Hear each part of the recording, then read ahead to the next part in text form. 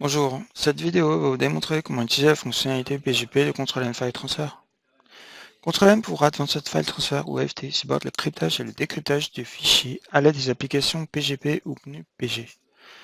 Cette technologie de cryptage intégrée ne fait pas partie d'AFT. AFT exécute les commandes externes PGP ou GPG qui doivent être installées et configurées. Le sens du transfert, téléchargement ou upload implique que le fichier soit crypté ou décrypté.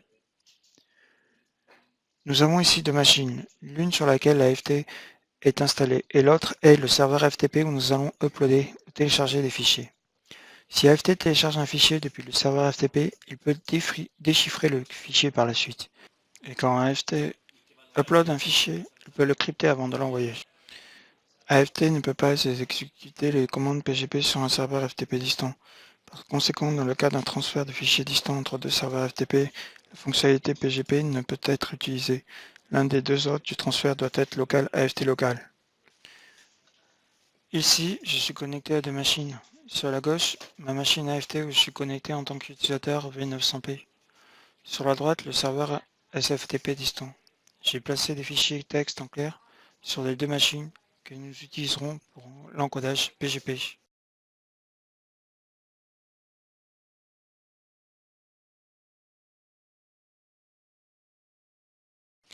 Nous allons maintenant devoir définir des modèles PGP. Nous allons donc sur l'AFT et cliquer avec le bouton droit de la souris et sélectionner la gestion des modèles PGP. Deux modèles sont déjà fournis avec le produit. Donc, je vais utiliser GPG, je vais copier le template GNU-PG pour en créer un nouveau. Il aura besoin d'un nom.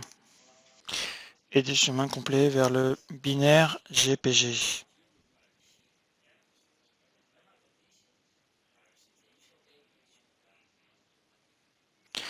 Et la passphrase afin qu'on puisse accéder à la clé privée de l'utilisateur lors du décryptage.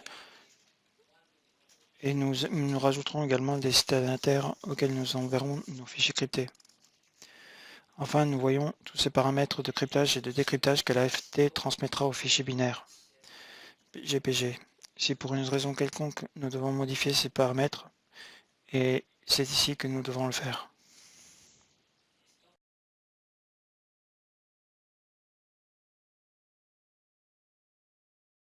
Maintenant, nous allons jeter un coup d'œil au profil de connexion. J'ai déjà un profil de connexion pour le transfert entre les deux hôtes. Notez que l'un est l'hôte local et l'autre est l'hôte distant. Dans le profil de connexion lui-même, il n'y a pas de fonctionnalité PGP spécifique.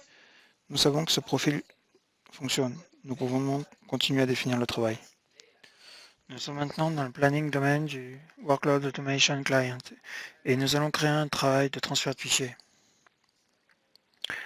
Nous sélectionnons ensuite le profil de connexion que nous venons de regarder. Sélectionnons ensuite le fichier que nous souhaitons transférer. Le répertoire cible, c'est le bon. Nous cliquons sur Avancer. Puis dans l'onglet Commande, il y a l'option Activer le cryptage PGP. Donc nous l'activons. À ce moment-là, nous pouvons sélectionner le modèle que nous voulons utiliser. C'est celui-ci. Il existe une option pour conserver les fichiers cryptés. Si vous, par exemple, vous téléchargez un fichier et que l'AFT le décrypte, et cette fonction est activée, le fichier crypté est également conservé. Nous sommes prêts à exécuter le travail. Nous passons maintenant au monitoring domaine.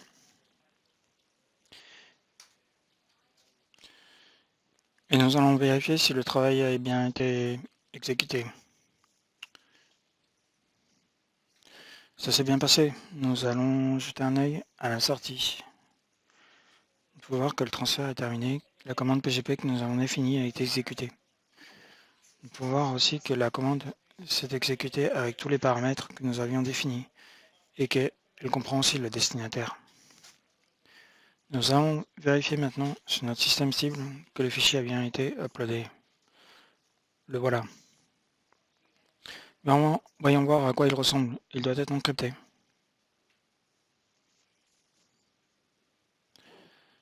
Ouais, cela ressemble à du charabia. Ce n'est pas un fichier lisible. Il a donc bien été encrypté. Voyons si cet utilisateur peut le décrypter.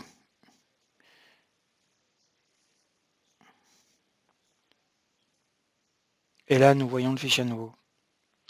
Maintenant, je vais faire l'inverse. Je vais crypter un fichier sur le serveur FTP distant et je vais ensuite laisser AFT l'uploader et le décrypter automatiquement.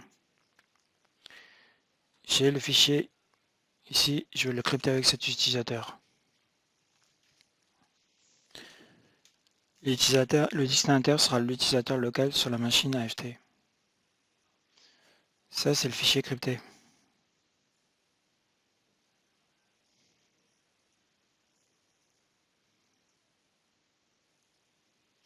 Voyons voir à quoi ça ressemble.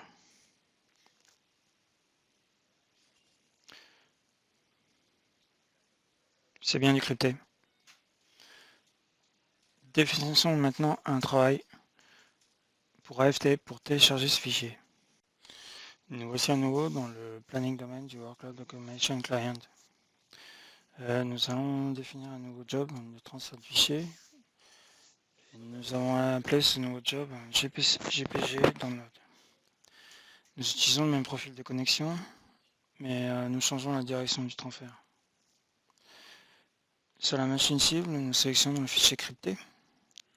Nous activons à nouveau le cryptage PGP et nous sélectionnons le modèle. Nous sommes prêts à ordonnancer ce job.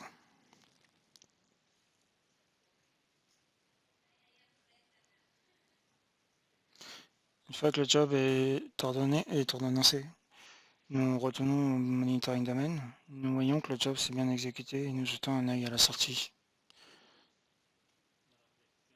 Nous pouvons voir que le fichier a bien été transféré et qu'il a exécuté la commande PGP avec l'option de déchiffrement. Nous allons jeter un coup d'œil sur notre machine locale. Et il y a bien le fichier. Et il est bien décrypté. Et nous voyons que nous avons notre doigt de peinture de ma mère. Tout est en ordre. Ceci conclut nos vidéos sur les solutions contre-M. Visitez notre chaîne YouTube pour en savoir plus. Merci et à bientôt.